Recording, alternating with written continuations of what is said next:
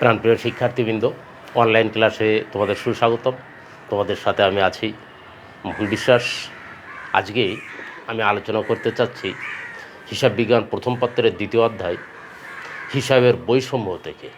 হিসাবের বৈষম্যর আমরা নকদান বই জানি 4 প্রকার: 1 ঘরা, 2 ঘরা, 3 ঘরা এবং খুচরা নকদান বই। এই খুচরা নকদান বইতে আবার 2টি ভাগ আছে। একটি হচ্ছে ভূঘরা, অন্যটি অগ্রদত্ত। আমি আজকে অগ্রদত্ত খুচরা নকদান বই নিয়ে বেশ কয়েকটি গুরুত্বপূর্ণ বিষয় তোমাদের সঙ্গে আলোচনা করব। খুচরা নকদান বই, অগ্রদত্ত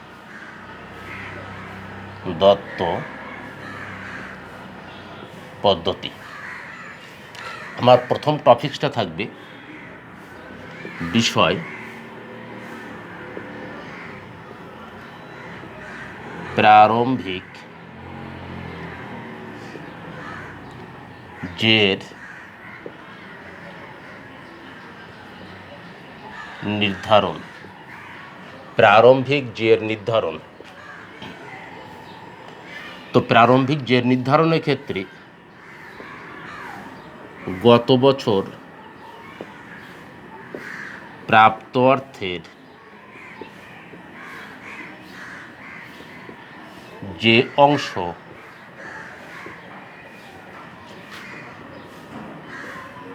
খরচ করা হয়েছিল, যে অংশ খরচ করা হয়েছিল তা নগদ হিসাবে পাবলিক ব্যাংক হিসাবে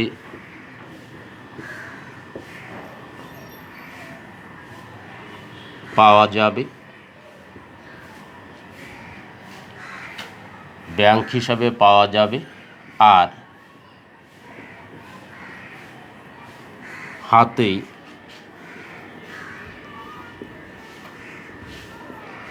রক্ষিত অংশ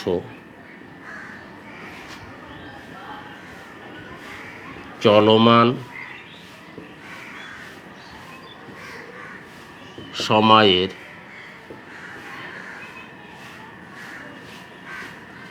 প্রারম্ভিক জের হবে। তার মানে আমাদের এখানে কয়েকটা না 3টে বিষয়ের উপর খুব জোর দিতে হবে। প্রাপ্ত অর্থের খরচ করা হয়েছিল আর হাতে রক্ষিত অংশ, এই 3টি অংশের উপর জোর দিলে আমাদের চলমান বছরের টাকার পরিমাণ, হাতে টাকার পরিমাণ, প্রারম্ভিক জেরের পরিমাণ পাওয়া যাবে। আমি এখানে ধরে নিচ্ছি গত বছর আমাদের প্রাপ্ত অর্থের পরিমাণ ছিল 1000, খরচ করা হয়েছিল 700। তাহলে 1000 টাকার থেকে 700 টাকা খরচ করলে হাতে রক্ষিত ছিল 300। এই 300 টাকাই হবে চলমান হিসাব সময়ের প্রারম্ভিক জের। এই বিষয়টি আমরা যে উদ্দীপকটি নিয়ে আজকে আলোচনা করব, আলোচিত উদ্দীপকের টাকার পরিমাণই আমি এখানে উদাহরণ লিখে দেখিয়েছি। তা আজকের দেখো তোমরা 37 দাগের যে উদ্দীপকটি নিয়ে আমরা যে সৃজনশীল সমস্যার সমাধান আমরা করতে চাচ্ছি, 37 দাগেই দেখো ওখানে লেখা আছে মেছার্স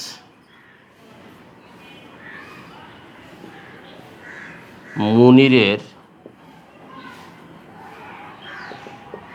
অগ্রদত্ত, এটা তোমাদের বইয়ে আছে, তারপরে আমি এখানে লিখে দেখাচ্ছি বোঝানোর জন্যে। মেছার্স মুনিরের অগ্রদত্ত টাকার পরিমাণ 1000। গত বছর 700 টাকা খরচ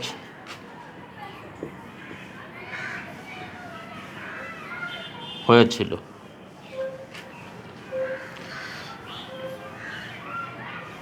অবশিষ্ট টাকা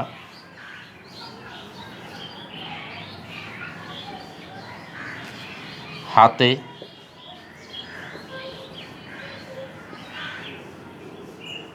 রক্ষিত আছে। দাঁড়ি। এরপরে দেখো লেখা রয়েছে 2018 জানুয়ারি 1 অগ্রদত্ত টাকার সমতা বিধানের জন্য প্রধান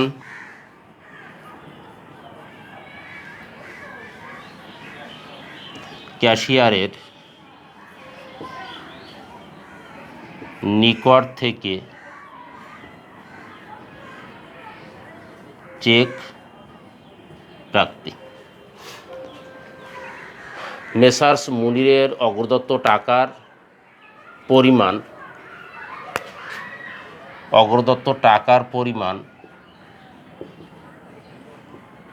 1000।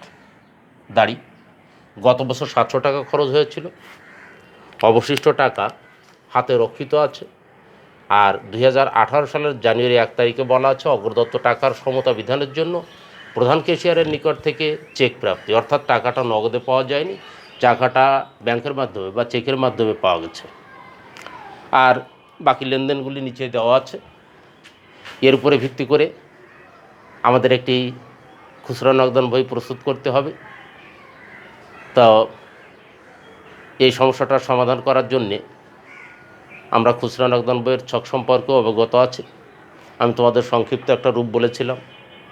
সব থেকে আমাদের বাম পাশে থাকে প্রাপ্ত টাকা, যাকে বলেছিলাম প্রাপ্ত টাকার পরে তারিখ থাকে, তারিখের তা, বিবরণের বি, ভাউচার নংয়ের ভা নং, মোট খরচের মো।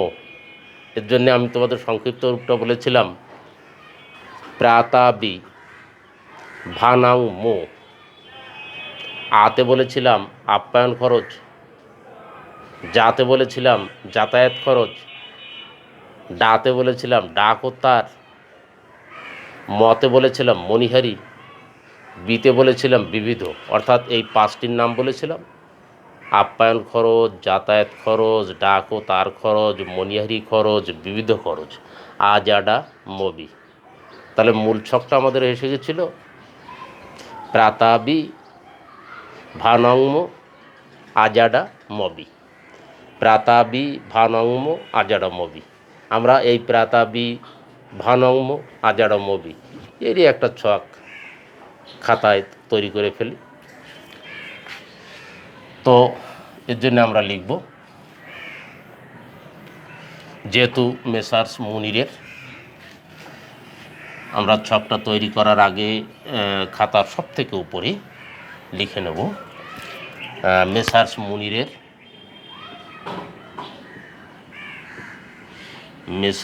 মুনিরের নগদান বই, ব্র্যাকেটে লিখব অগ্রদত্ত। এরপর ছক,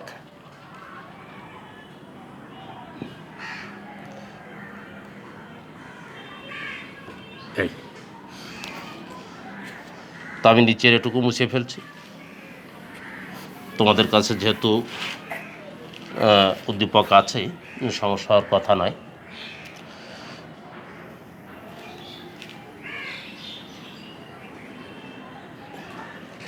সব থেকে আমরা বাম পাশে লিখতে চাচ্ছি প্রাপ্ত টাকা, তারপর তারিখ, বিবরণ, ভাউচার নং, মোট খরচ টাকা,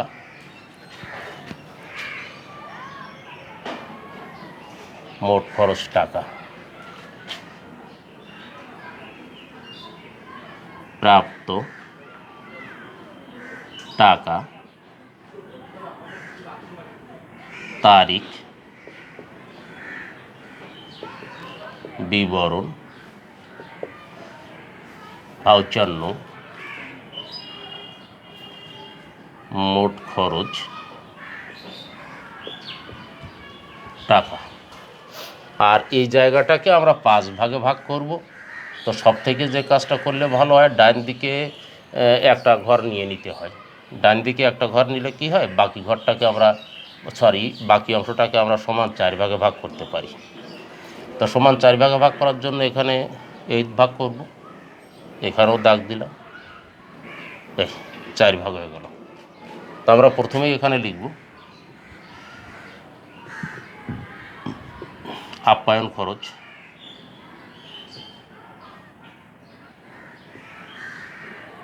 যাতায়াত খরচ,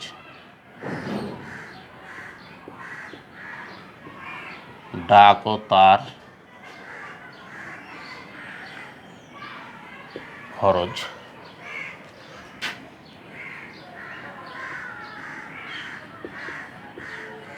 মণিহারি খরচ,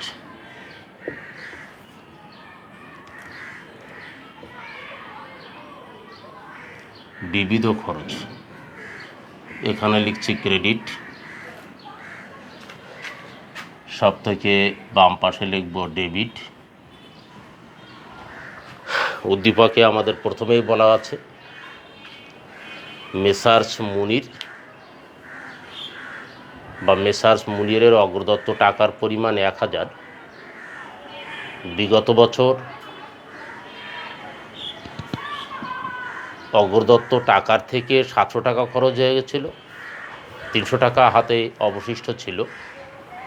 এবং জানুয়ারির 1 তারিখে এসে বলা হলো অগ্রদত্ত টাকার সমতা বিধানের জন্য প্রধান ক্যাশিয়ারের নিকট থেকে চেক প্রাপ্তি। তার মানে টাকাটা আমরা ব্যাংকের মাধ্যমে পেলাম। তো আমরা তারিখের ঘরে লিখি 2018 জানুয়ারি 1 প্রারম্ভিক জের। যেহেতু আমাদের হাতে 300 টাকা ছিল, এই 300 টাকাকেই আমরা প্রারম্ভিক জের লিখব। জানুয়ারি 1-এ অগ্রদত্ত টাকার সমতা বিধানের জন্য প্রধান ক্যাশিয়ারের নিকট থেকে চেক পাওয়া গেছে। এটাকে আমরা দেব ব্যাংক হিসাব নাম, ব্যাংক হিসাব। ব্যাংক হিসাবেই আমরা টাকা লিখব 700। এই আমাদের প্রাপ্ত টাকার পরিমাণ লেখা শেষ হলো। এখন আমাদের লিখতে হবে বিভিন্ন খাতে বা বিভিন্ন জায়গায় যে ব্যয় আমরা করেছি।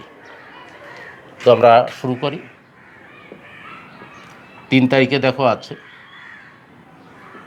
ডাক টিকিট ক্রয়। ডাক টিকিট ক্রয় করা হয়েছে 20 টাকা। ডাক ও তারের ঘরে আমরা লিখব 20 টাকা। 5 তারিখে আছে কলম ক্রয় 10 টাকা। মণিহারির ঘরে আমরা লিখব তাহলে 10 টাকা। এরপর আছে 7 তারিখে চা বিস্কিট। চা বিস্কুট আছে 25 টাকা। আমরা আপ্যায়নের ঘরে লিখব 25 টাকা। 11 তারিখ আছে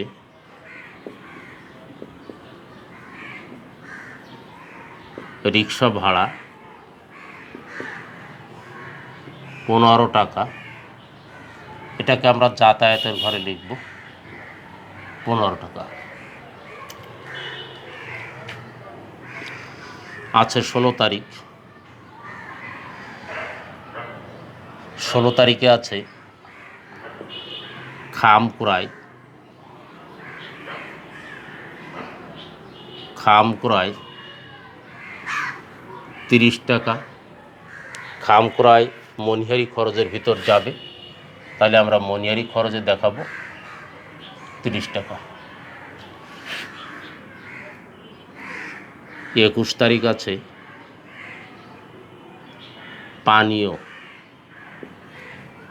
ওখানে লেখা আছে পানীয় ব্যয়, আমরা এটা ধরে নিচ্ছি আপ্যায়নের জন্য যে পানীয় ব্যয় করা হয়েছে 20 টাকা, এই 20 টাকাই। তো পানীয়কে আমরা আপ্যায়নের ভিতর দিয়ে থাকি, এখানে লিখলাম আমরা 20 টাকা।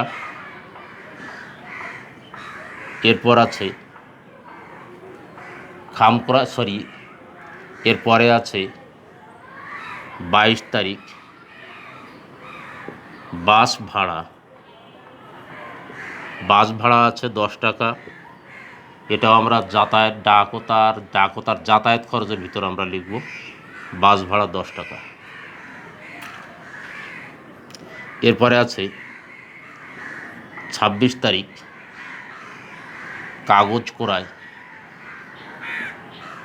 কাগজ ক্রয় 50 টাকা, মনিহারি ঘরে আমরা লিখব 50 টাকা। তো এখানে দেখো আমাদের আগে একটা দফা ভুল হয়েছে, এই 30 টাকার দফাটা খাম ক্রয় ছিল, এই খাম ক্রয় দফাটা যাবে কিন্তু ডাক ও তারের ভিতর, আমরা ডাক ও তারের ভিতর লিখব এই 30 টাকা। সব থেকে লাস্টে আমাদের 28 তারিখে আছে টেবিল ক্রয়। টেবিল ক্রয়ের টাকা আছে 500, কিন্তু এই টেবিল ক্রয়ের টাকা আপ্যায়ন খরচ, যাতায়াত খরচ, ডাক ও তার খরচের ভিতর ডাক ও তার খরচ মনিহারি খরচের ভিতর দেওয়া যাবে না বিধায় এটাকে আমরা বিবিধ খরচের ভিতর দেখাবো। তাহলে আমরা এই জন্য এটাকে বিবিধ খরচের ভিতর লিখে দিলাম 500 টাকা। এখন আমাদের এই ব্যয়গুলোকে যোগ করে জের নির্ধারণ করতে হবে। এখানে যোগ করলে টাকা 500, এখানে 60 টাকা, এখানে 50 টাকা, 10 25 টাকা, এখানে 45 টাকা।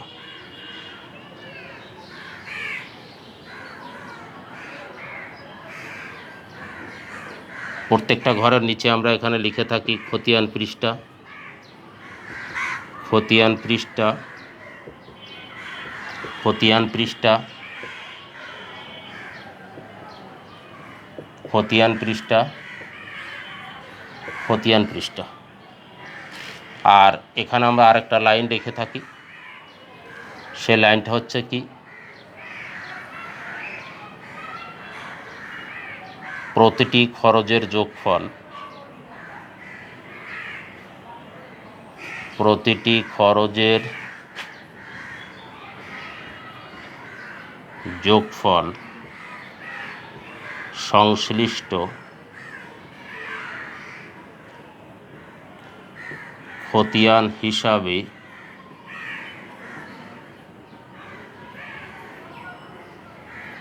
ডেবিট হবে। প্রতিটি খরচের যোগফল সংশ্লিষ্ট খতিয়ান হিসাবে ডেবিট হবে। এখন দেখো এই টাকাগুলোকে যোগ করার আগে, যেহেতু এখানে সারিতে অনেক সময় সমস্যা থাকতে পারে, আমরা এই টাকাগুলো যোগ করলে অ্যাকুরেটভাবে টাকাটা পেয়ে যাব। 40 50 60 আর 10 70, 550 আর 50 620, 620 আর 60 680, 680 টাকা। তারপরও আমরা এটাকে পুনরায় যাচাই বাছাই করে দেখতে পারি যে ঠিক আছে কিনা। আসলে দেখো আমি এখানে আলাদা জায়গায় একটু যোগ করি, পরে আমি এটা বুঝে ফেলবো। এখানে লিখছি দেখো 500, তোমরা খাতায় আলাদা করে লিখে নিতে পারো, তোমাদের কাছে ক্যালকুলেটরের সুবিধা আছে, আমার কাছে নাই, এর জন্য আমি হিসাবটাকে এখানে আরেকবার যোগ করে নিশ্চিত হয়ে নিতে চাচ্ছি। 5 আর 5 10 শূন্য, হাতে থাকতেছে 1, 4 আর 1 5 আর 5 10, 11 12 6 18 8, হাতে 1 5 আর 1 6 680, অর্থাৎ আমাদের যোগফল ঠিক আছে। তো এখানে আমি একটু রাফ হিসেবে ব্যবহার করে নিলাম, আমার ক্যালকুলেটার সুবিধা না থাকার জন্য। তোমাদের এরকমভাবে করার দরকার নাই। আমরা বাম পাশে প্রাপ্ত টাকার যোগফল নামালাম 1000 টাকা, এখানে নিয়ে যাচ্ছে 1000 টাকা, difference between them 320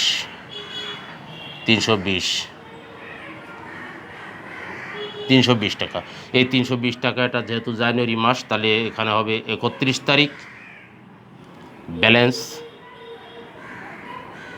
balance CD, এই সিডির টাকাটাকে আমরা জানি, আমরা আবার বাম পাশে আনি। বাম পাশে যখন আমরা নিই তখন জানুয়ারির পরে আমাদের লিখতে হবে ফেব্রুয়ারি 1, ব্যালেন্স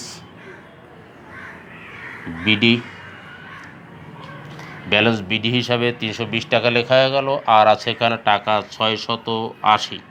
এই 680 টাকা ফেব্রুয়ারির 1 তারিখে, যেহেতু আমরা ব্যাংক হিসাবের মাধ্যমে শুরু করেছিলাম, সমাপ্ত করব ব্যাংক হিসাবের নামে। এখানে প্রধান ক্যাশিয়ারের নিকট টাকা চেকে পেয়েছিলাম, প্রধান ক্যাশিয়ারের নিকট থেকে টাকা আমরা চেকে পেয়েছিলাম, যে ক্ষেত্রে আমাদের ব্যাংক হিসাবকে 700 টাকাকে ব্যাংক হিসাব নামে লেখা লেগেছিল, যে জন্য আমরা শেষে এসেও আমাদের খরচের টাকার পরিমাণকে ব্যাংক হিসাব নামে দেখালাম। কেন? আমরা প্রধান ক্যাশিয়ারের নিকট থেকে পরবর্তীতে টাকাটা ব্যাংকের মাধ্যমেই পাব। আমি আর একবার সুযোগ দিচ্ছি, যারা সমাধানটি তুলে নিতে পারোনি তাদের তুলে নেওয়ার সুযোগ দিচ্ছি। সমাধানটি তুলে নাও। তাহলে আমাদের আজকের শেখার বিষয় ছিল অগ্রদত্তর খুচরা নগদান বহির ক্ষেত্রে ব্যয়িত অর্থের উপর ভিত্তি করে, খরচকৃত অর্থের উপর ভিত্তি করে কিভাবে প্রারম্ভিক জের নির্ণয় করতে হয়। সেক্ষেত্রে আমরা দেখেছি মেসার্স মুনির এর অগ্রদত্ত টাকার পরিমাণ 1000, যেখান থেকে সে গত হিসাব বছরে বা গত হিসাবকালে 1000 টাকার 700 টাকা ব্যয় করে ফেলেছিলেন। আমাদের হাতে অবশিষ্ট ছিল তাহলে 300 টাকা। এই 300 টাকাকে আমরা প্রারম্ভিক জের হিসেবে লিখেছি, আর 700 টাকাকে অগ্রদত্ত টাকার সমতা বিধানের জন্য প্রধান ক্যাশিয়ারের নিকট থেকে চেক পাওয়া গেছে, যে চেকটাকে আমরা পরবর্তীতে ব্যাংক হিসাব নামে দেখিয়ে দিলাম। তাহলে আমরা যদি দেখি যে অগ্রদত্ত টাকার ক্ষেত্রে অগ্রদত্ত টাকার পরিমাণ নির্ধারণ করে দেওয়া থাকে, যে টাকাটা ব্যয় করা হয়েছে ওইটা চলমান হিসাব বছরে প্রধান ক্যাশিয়ারের নিকট থেকে পাওয়া যাবে, সেটা নগদে পাওয়া যেতে পারে, ব্যাংকের মাধ্যমে পাওয়া যেতে পারে। অন্যদিকে যত টাকা খরচ করা হয়েছে এটাকে আমরা প্রারম্ভিক জের হিসাবে লিখে দেব। তো যা হোক, আমি মনে করি তোমরা বেশ আন্তরিক ছিলে আমার সমাধান করার সময় এবং আলোচনা করার সময়। এটাকে আরেকবার দেখো। আমি মনে করি যে খুচরা নগদান বইয়ের ধারণাটা তোমাদের কাছে সুস্পষ্ট হবে, বাধাগ্রস্ত থাকার কথা নয়, এই আর কি। তো এর মাধ্যমে আমরা ক্লাসটির শেষ প্রান্তে এসে পৌঁছে গেলাম এবং চেষ্টা করলাম খুচরা নগদান বইতে অগ্রদত্ত টাকার পরিমাণ নির্ধারণ, সাথে সাথে হিসাব নিকাশটাও আমরা একটু দেখে নিলাম, শিখে নিলাম। গুড, তোমরা অনেক ভালো করেছো, যারা আমার সঙ্গে ছিলে, আমাকে সহযোগিতা করেছো। এখন সবাইয়ের প্রতি আমি কৃতজ্ঞতা পোষণ করি। আজকের ক্লাস এখানেই শেষ করছি। সবাইকে জানাচ্ছি গুড বাই।